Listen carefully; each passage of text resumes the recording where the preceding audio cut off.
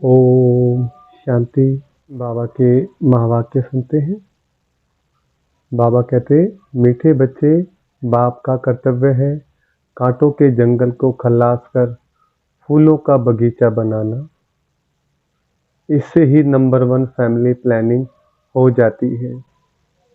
Person family planning का first class शास्त्र कौन सा है और कैसे? उत्तर, गीता है फैमिली प्लानिंग का फर्स्ट क्लास शास्त्र, क्योंकि गीता द्वारा ही बाप ने अनेक अधर्म विनाश कर एक धर्म स्थापन किया। गीता में ही भगवान के महावाक्य हैं, काम महाशत्रु है। जब काम शत्रु पर जीत पा लेते हो तो फैमिली प्लानिंग स्वतः हो जाती है। यह एक बाप का ही काम है, किसी मनुष्य का नहीं। ओम शांति। शिव भगवान वाच, बाप बैठ रूहानी बच्चों को समझाते हैं, इस दुनिया को तो आसुरी दुनिया जरूर कहेंगे, नई दुनिया को देवी दुनिया कहेंगे। देवी दुनिया में मनुष्य बहुत थोड़े रहते हैं। अब यह राज भी किसको समझाना चाहिए? जो फैमिली प्लानिंग के मिनिस्टर होते हैं उन्हों को समझाना चाहिए। बोलो, फैमिली प्लानिंग की ड्यूटी तो गीता के कथन अनुसार एक बाप की ही है। गीता को तो सब मानते ही हैं। गीता है ही फैमिली प्लानिंग का शास्त्र। गीता से ही बाप नई दुनिया की स्थापना करते हैं अथवा प्योर नेशनलिटी की स्थापना करते हैं। अपने को देवी देवता धर्म का ही कहेंगे। गीता में भगवान साफ बतलाते हैं कि मैं आता ही हूँ एक धर्म की स्थापना करने, बाकी अनेक सब धर्मों का विनाश करने। तो इसमें फैमिली प्लानिंग नंबर 1 हो जाएगी। सारे सृष्टि पर जय जयकार हो जाएगी और एक आदि सनातन धर्म की स्थापना हो जाएगी। अब तो बहुत मनुष्य होने के कारण बहुत किचड़ा हो पड़ा है। वहाँ के जानवर पक्षी आदि सब फर्स्ट क्लास होंगे, जो देखने से ही दिल खुश हो जाए, डरने की बात नहीं। बाप बैठ समझाते हैं, तुमने मुझे बुलाया ही इसलिए है कि आकर फैमिली प्लानिंग करो, अर्थात पतित फैमिलीज को वापस ले जाओ, पावन फैमिली की स्थापना करो।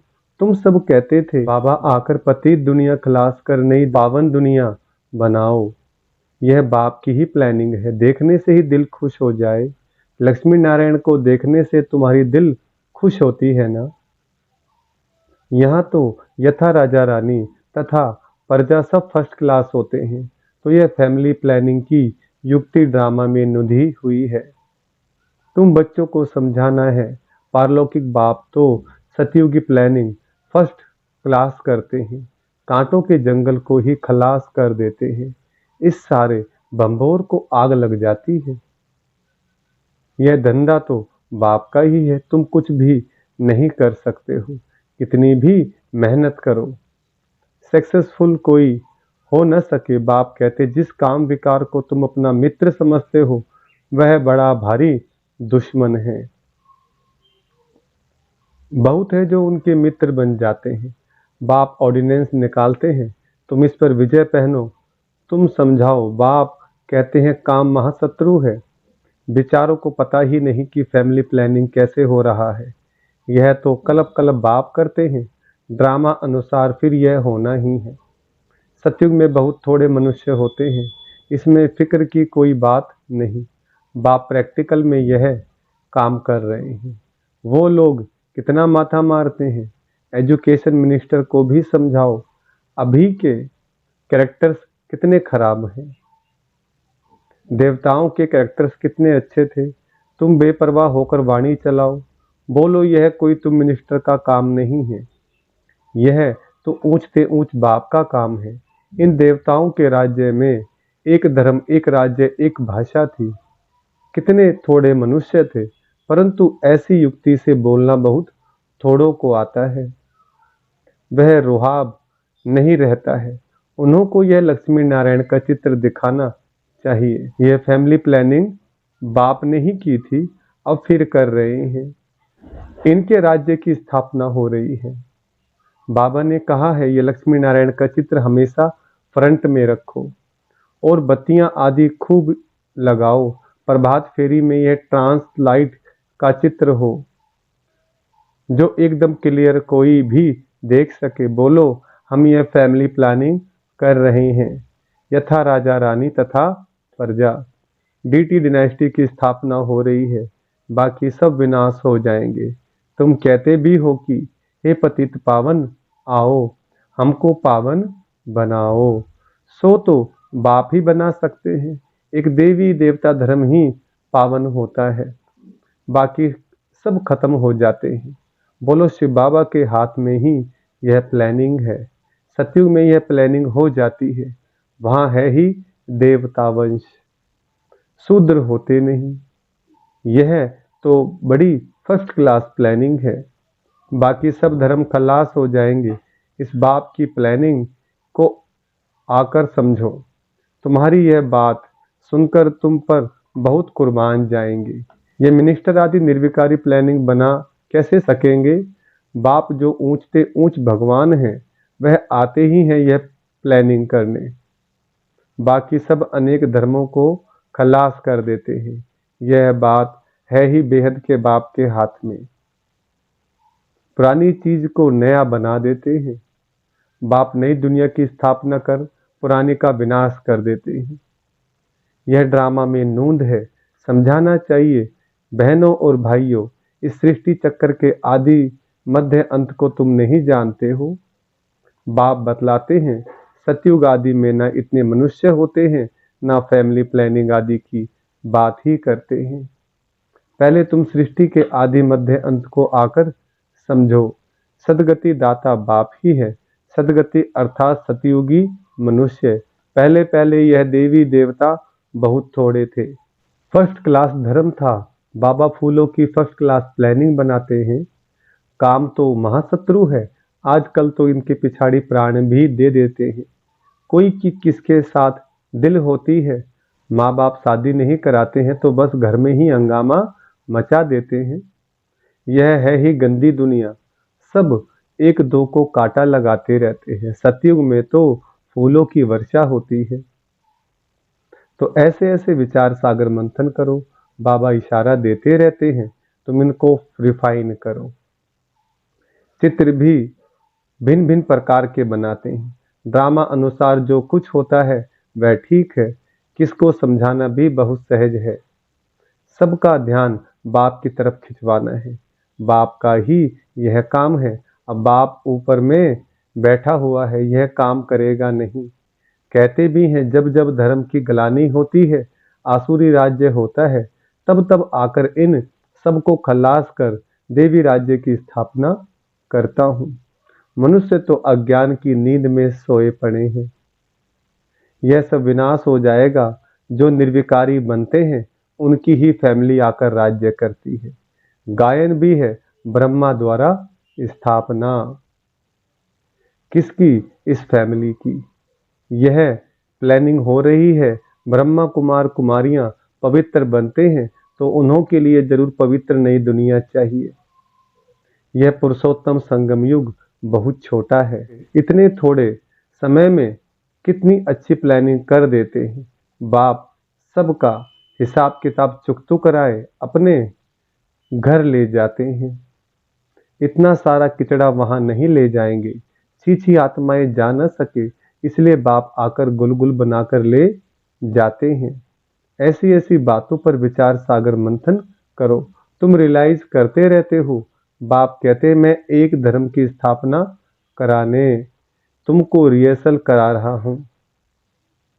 यह फैमिली प्लानिंग किसने की? बाप कहते मैं कल पहले मिसल अपना कार्य कर रहा हूं। पुकारते ही हैं पतित फैमिली से बदलकर पावन फैमिली स्थापन करो। इस समय सब पतित हैं। शादियों पर लाखों खर्चा करते हैं, कितना साध माना करते हैं और ही पावन से बदल पतित बन जाते हैं। तुम बच्चों को अब यही ईश्वरीय धंधा करना चाहिए। सबको समझाना चाहिए। सब आसुरी नींद में सोए पड़े हैं, उनको जगाना चाहिए। गोरा बनकर औरों को भी बनाए तो बाप का प्यार भी जाए। सर्विस ही नहीं करेंगे तो मिलेगा क्या। कोई बादशाह बनते हैं तो जरूर कोई अच्छे कर्म किए हैं। यह तो कोई भी समझ सकते हैं, यह राजा रानी है, हम दास दासियां हैं, तो जरूर आगे जन्म में कर्म ऐसे किए हैं। बुरे कर्म करने से बुरा जन्म मिलता है। कर्मों की गति तो चलती रहती है। अब बाप तुमको अच्छे कर्म करना सिखलाते हैं। वहां भी ऐसे जरूर समझेंगे कि अगले जन्म के कर्मों के अनुसार ऐसे बने हैं। बाकी क्या कर्म किए हैं वह नहीं जानेंगे। कर्म गाए जाते हैं। जितना जो अच्छा कर्म करते हैं वह ऊंच पद पाते हैं। ऊंच कर्मों से ही ऊंच बनते हैं।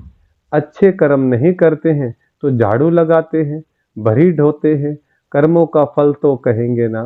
कर्मों की थ्योरी चलती है। श्रीमत से अच्छे कर्म होते हैं। कहाँ बादशाह कहाँ दास दासियां। बाप कहते हैं अब फॉलो फादर, मेरी श्रीमत पर चलेंगे तो ऊंच पद पाएंगे। बाबा कहते हैं अब फॉलो फादर करो, मेरी श्रीमत पर चलेंगे तो ऊंच पद पाएंगे। बाप साक्षात्कार भी कराते हैं। ये मम्मा बाबा बच्चे इतने ऊंच बनते हैं, यह भी कर्म है ना। बहुत बच्चियां कर्मों को समझती नहीं है। पिछाड़ी में साक्षात्कार सबको होगा। अच्छी तरह पढ़ेंगे लिखेंगे तो नवाब बनेंगे। रूलेंगे पिलेंगे तो होंगे खराब। यह तो उस पढ़ाई में भी होता है। भगवान वाच इस समय सारी दुनिया कामचिता पर जल मरी है। कहते हैं स्त्री को देखने से अवस्था बिगड़ती है। वहां तो ऐसे अवस्था नहीं बिगड़ेगी। बाप कहते हैं नाम रूप देखो ही नहीं, तुम भाई भाई को देखो। बड़ी मंजिल है, विश्व का मालिक बनना है, कभी किसकी बुद्धि में नहीं होगा। यह लक्ष्मी नारायण विश्व के मालिक कैसे बने। बाप कहते हैं मैं तुमको स्वर्ग का मालिक बनाता हूँ। ये लक्ष्मी नारायण सर्वगुण संपन्न थे। आजकल जिनका तुम नया ब्लड समझते हो वह क्या करते रहते हैं। क्या गांधी जी यह सिखा कर गए। राम राज्य बनाने की भी युक्ति चाहिए। यह तो बाप का ही काम है। बाप तो एवर पावन है। तुम फिर 21 जन्म पावन रहते हैं, 63 जन्म पतित बन जाते हैं। समझाने में इतना मस्त बनना चाहिए। बाप बच्चों को समझाते रहते हैं, बच्चे पावन बनो। अच्छा, मीठे मीठे सिकलदे बच्चों प्रति माता पिता बाप दादा का याद प्यार और गुड मॉर्निंग। रूहानी बाप की रूहानी बच्चों को नमस्ते। हम रूहानी बच्चों की रूहानी बाप दादा को नमस्ते। धारणा के लिए मुख्य सार है। पहला पॉइंट, अपनी अवस्था सदा एक रस अडोल बनाने के लिए किसी के भी नाम रूप को नहीं देखना है। भाई भाई को देखो, दृष्टि को पावन बनाओ, समझाने में रुहाब धारण करो। दूसरा, बाप का प्यार पाने के लिए बाप समान धंधा करना है। जो आसुरी नींद में सोए हुए हैं उन्हें जगाना है। गोरा बनकर दूसरों को बनाना है। वरदान, अपने सरल स्वभाव और शुभ भाव द्वारा भोलानाथ बाप के प्यार का अनुभव करने वाले आकर्षण मूर्त भव। वरदान का विस्तार है। भोलानाथ बाप को सबसे प्रिय भोले बच्चे हैं। भोले अर्थात जो सदा सरल स्वभाव, शुभ भाव और स्वच्छता संपन्न मन और कर्म दोनों में सच्चाई और सफाई वाले हैं। ऐसे बच्चे आकर्षण मूर्त बन बाप को भी अपने ऊपर आकर्षित करते हैं। भोलानाथ बाप ऐसे सरल स्वभाव भोले बच्चों के गुणों की माला सिमरण करते रहते हैं। भगवान को भोलापन प्यारा है। आप बच्चों ने अपने भोलेपन से ही भगवान को मोह लिया, उन्हें अपना बना लिया। स्लोगन, अपने चेहरे और चलन से गुणमय शक्तियों की गिफ्ट बांटना ही शुभ भावना शुभ कामना है। अच्छा, ओम शांति।